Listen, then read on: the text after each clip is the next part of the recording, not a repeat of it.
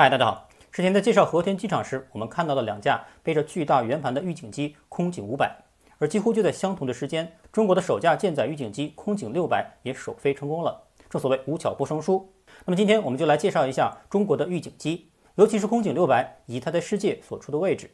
在介绍空警600之前，我们先来介绍一下这预警机到底是干嘛用的。敌我双方的战斗机在空中相遇，如果没有雷达，犹如高手过招时被蒙住了双眼。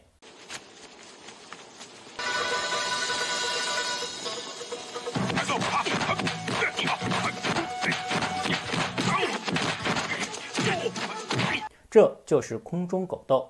但为了避免被对方戳中要害而被打个措手不及，傻子打架才会遮住双眼呢。所以睁开眼睛的双方在视距范围内就会向对方投掷石块、小李飞刀，甚至万箭齐发。这就是战斗机在机载雷达范围内的空空对战。这种对战直到一个胖子的出现而发生了改变，那个人就是六师弟。六师弟身材肥硕，如果去跟对方狗斗，只有挨揍的份。但他却轻功了得，而又绝顶聪明，发明了一个叫做望远镜的东西。开战时躲在后面纵身一跃，在空中架起了望远镜，对方有多少人分别布置在哪里，在他眼里都一清二楚。而后六师弟通过对讲机通知给大师兄、二师兄、三师兄，敌人躲在哪里，优先揍谁，最后揍谁，对方的大当家在哪里，等等等等。这样就避免了与对方遭遇战时毫无章法的群殴带来的伤亡。而对方看到的只不过是一个飘在空中且弓箭无法射达的胖子，他带了多少人都藏在哪里，却一无所知。这个飘在空中的胖子就是预警机。也正是有了这位六师兄，战场形势一下子变得单向透明起来。固定预警机从外观上非常好区分，通常都是顶着个巨大的圆盘或者是平衡木，但不管怎样，其实都是背着个雷达，只不过圆盘型比平衡木更大。这样雷达功率也就越高，探测距离更远，滞空时间也要更长，通常都装在大型飞机之上，比如美国的 E3， 俄罗斯的 A50。 平衡木一般则安装在中小型飞机之上，通常作为圆盘型大型预警机的补充，比如中国的空警200，它是以运9的机体作为载机平台的平衡木预警机，2009年首次亮相，又被称为高新5号，属于第2代中型预警机。这是空警200的侧面照，看得出来，机载平衡木在运9巨大的机身衬托下略显短小。在空警200之前，中国现役还有一款大型预警机，那就是空警2000。2003年首飞，2007年正式服役。如图可见，这是一款圆盘型固定翼的预警机，只不过它是基于伊尔76的平台，所以并未被冠以高新的代号。提到高新机，想必大家对这类机种有些陌生。其实，之所以被称为高新机，是因为来自于此前的高新工程。用 GX 来代号，即以运8为基础平台，装备数种电子系统，用于电子对抗、电子侦察、巡逻、反潜、预警、航测等等改进而来的。高新机可谓种类繁多，甚至还有心理战飞机。而今天介绍的预警机不过是高新机的一种罢了，所以空警200才被称作高新5号，而空警2000由于是伊尔76的平台，所以这种机型中国无法量产，这也就是无法取得 GX 代号的原因。可见运8真可谓中国所有高新机的祖师爷了，甚至新平台运9都是从运8改进而来，即运8 F600。这也就是为什么运8和运9从外观上很难让人区分的原因，但是也并非完全不可能。我找了2个最直观的区别，一个是发动机，运9的4个发动机是从运8的涡桨6升级为涡桨 6C， 除了动力提升外，桨叶也从4片变为6片，所以从桨叶的数目就可以一目了然。另一个就是由于运9驾驶舱进行了重新设计，减少了人员，所以机头位置运9更像客机，而运8的鼻子则较长。好，回过头来继续说高新。由运8而来的高新机已从高新1号研制到了12号。刚才提到的空警200为高新5号，而高新10号就是中国的另一款预警机空警500。空警500以运9为机载平台，所以搭载的是4台涡桨 6C 发动机。最大起飞重量增加到77吨，巡航速度为550公里每小时，航程约5700公里，是中国现役第3代预警机，也是世界上首型采用数字阵列雷达技术的预警机。这也是与中国出售给巴基斯坦的 ZDK-03 最大的区别。刚才提到的空警200和空警2000则为第2代。空警500在2015年93大阅兵时首次亮相，根据和空警2000的综合对比测试，空警500已在多项指标上达到甚至超越了后者的水平，以上就是给大家介绍的中国现役主要的3型固定翼预警机。这类预警机世界上能造的国家还真的不少，比如美国、俄罗斯、英国、以色列、瑞典等等。但无独有偶，这些大家伙都只能从陆地起飞，但如果想要登舰，那就是另一个层次的问题了。之前在介绍舰载战斗机的时候提到过，一款舰载机的研制难度要远远大于一款普通陆战飞机，舰载预警机同样如此。所以全球目前有且只有一款现役的舰载固定翼预警机，那就是美国的 E2， 它也是全世界量产最大、量产时间最久、使用国家最多的舰载预警机。正所谓物以稀为贵， E2 卖的可真叫一个好，甚至被某些没有航母的地方拿来在陆地机场使用，包括法国、新加坡、日本还有东南某岛都有过购买和使用。但中国空警600的出现将使美国的 E2 不再专美。这是刚刚不久前空警600的首飞画面，旁边还有一架歼10-1伴飞，放大后是这个样子。除了背上巨大的圆盘形预警雷达外，最明显的特征就是它的4垂尾设计，这与之前曝光的 JZY-01 验证机一模一样，辨识度非常高。JZY 学过汉语拼音的一猜就知道，舰载预警机的首字母缩写，右上角可以清晰看到 JZY-01 的4垂尾。而飞机前面我们注意到，为了增加动力，发动机位置已经换成跟运9一样的6桨叶涡桨发动机，即刚才提到的涡桨 6C。 可见空警600采用的是双发涡桨发动机，这就与刚才介绍的一系列高新机不同了。运8平台发展而来的各类高新机都是采用4发涡桨，怎么到了空警600就变成2发了呢？很简单，平台不同。基于运8那些飞机太大太重，根本无法在航母起降，像空警500这种77吨的大家伙，再好的弹射器也飞不起来。所以空警600选择体型更小的运7作为平台进行改进。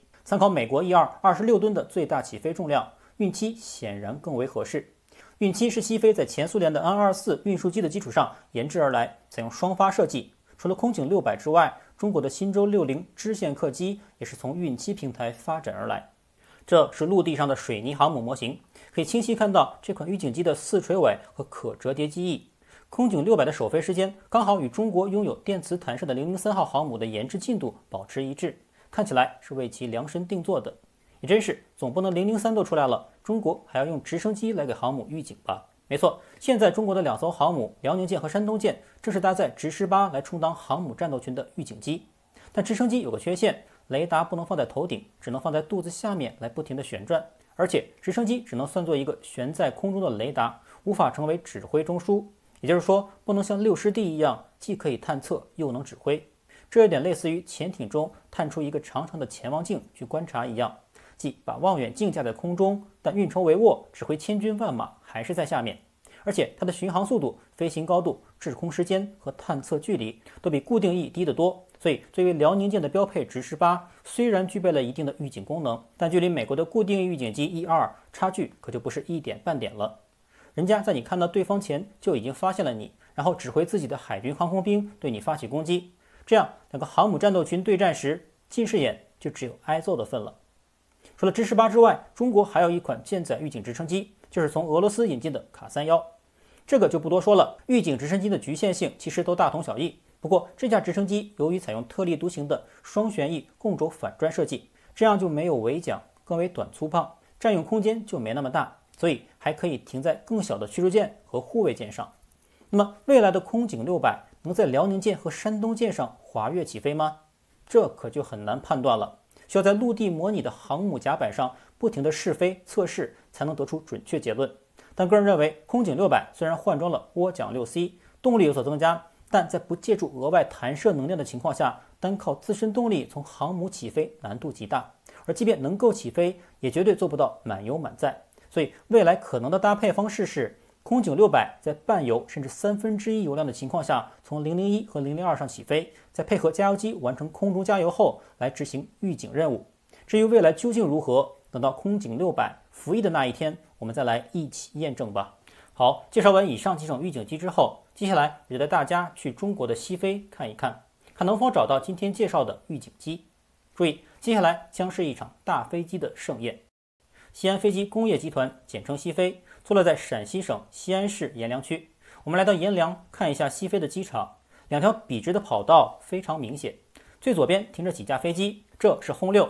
那为什么有些是黄色，有些却不是呢？这里给大家解释一下，黄色一般为飞机刚出厂时的底漆颜色，主要起到防锈的作用。因为飞机通常会使用一定比率的钛合金，钛合金虽然结实，但容易生锈，所以飞机一出厂就要涂上黄色的防锈底漆。试飞结束后，再根据军队需要涂上各种不同颜色的涂装。这里的3架轰6应该是在做试飞准备，上面一架已经被漆成了白色。再向上，我们又看到一大堆的飞机，下面一排是涂装好的轰6，上面的就是大名鼎鼎的运20胖妞了。我们看到非常多的运20和轰6，看起来这个位置是他们的机库。我们注意到这里的2架运20，左边的换上了4个不同颜色的发动机。我之前在讲发动机时给大家介绍过，运20现在的发动机就是仿制 D30KP2 的涡扇18，而代替者就是涡扇20。现在涡扇20正在紧张测试中，想必左边这个换发后的发动机应该就是涡扇20了。再往右侧看，又是一堆的飞机，这些飞机外观有些相似，均为双发涡桨发动机，但其中有一个极为特殊的存在。我们在角落里惊喜地发现，这架飞机的机背上顶了个巨大的圆盘，而尾部也清晰可见为4垂尾设计。没错，这应该就是今天介绍的主角空警600了。这架飞机可谓是重点保护对象，被停在了角落，周围还停了几架飞机将其遮挡起来，似乎是不想让闲杂人等靠近。不知道这架是不是就是前几天刚刚试飞的那架空警600呢？那么其他几架是什么呢？双发涡桨是运七的特征，而由运七发展而来的机型，除了空警600之外，就是新舟60、新舟600和新舟700了。想必这些飞机无出左右，就是这些机型了。再向上，我们又看到很多的新舟系列，看来这里应该是他们的机库。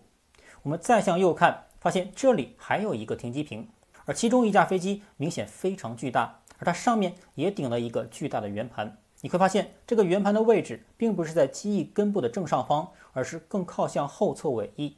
而它又比右下方的运8大上一圈，所以推测这应该就是以1276为平台的空警2000了。找到了空警600和空警2000，我们看看能否找到空警200和空警500。